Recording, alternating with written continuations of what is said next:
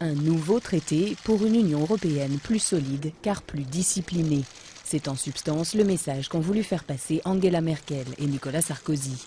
Au menu du projet franco-allemand qui devrait être ratifié par les seuls pays de la zone euro, une harmonisation et un renforcement de la règle d'or qui veut que le déficit d'un État membre ne dépasse pas 3% du PIB. Le budget de chaque État membre serait toujours validé au niveau national, mais la Cour de justice de l'Union européenne pourrait exercer un contrôle a posteriori.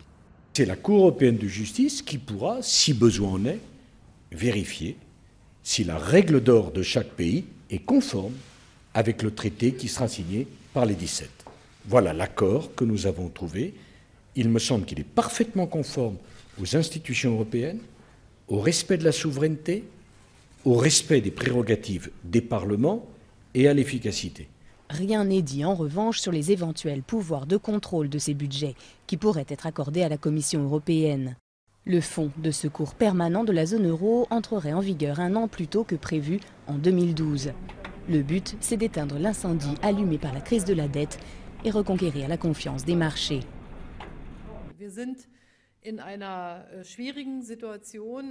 Nous nous trouvons dans une situation difficile et il faut surtout reconquérir la confiance, car notre fiabilité dans la zone euro, le respect de nos engagements ont souffert à cause des événements.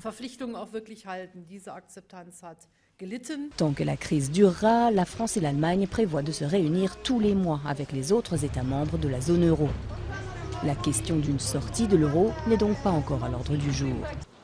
Le calendrier fixé par Paris et Berlin table sur la conclusion d'un traité au mois de mars, qui serait ratifié au lendemain des élections présidentielles et législatives françaises du printemps 2012.